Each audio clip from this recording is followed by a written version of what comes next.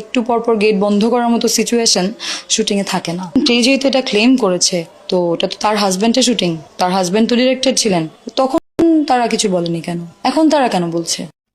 Ma'am, আপনি যে কথাগুলো বলেছেন তার উত্তর। আপনি যে বলেছেন যে তখন কেন বলেনি, এখন কেন বলছে। তখন বলেনি আপনাকে কে বলেছে?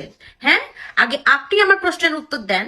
ওই দিন শুটিং এ একমাত্র আপনি আর আমি মেয়ে ছিলাম, আর কোনো মেয়ে আর্টিস্ট ছিল না ওখানে। হ্যাঁ, তো আমারও তো রুম ছিল রেস্ট নেওয়ার জন্য, ড্রেস চেঞ্জ করার জন্য। তা আপনি আপনার লাগেজ নিয়ে আপনি আমার রুমে উঠলেন না কেন? আপনি আর আলভি এক রুমে উঠলেন কেন? হ্যাঁ, ড্রেস চেঞ্জ করার জন্য, একসাথে খাওয়া দাওয়া, একসাথে ড্রেস চেঞ্জ, একসাথে। হুম হুম কি? এটার উত্তর আগে দেন। তারপরে হচ্ছে আমি আমার হাজবেন্ডকে জিজ্ঞেস করেছিলাম যে এগুলো কি চলছে।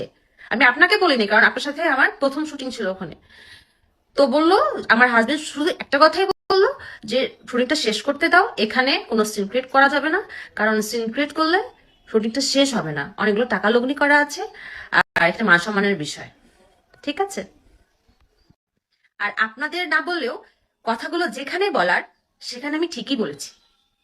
সে তখন স্টেপ নিয়েছে কি নেয়নি সেটা আমি জানি না, কিন্তু আলভি তার বউকে আবারও বলছি, এই কথাগুলো আমি বলেছি, আলভির বউ ইকরাকে আমি বলেছি, কিন্তু এই কথাগুলো জানার পরে আলভি ইকরাকে আমাদের সাথে আর মিশতে দেয়নি।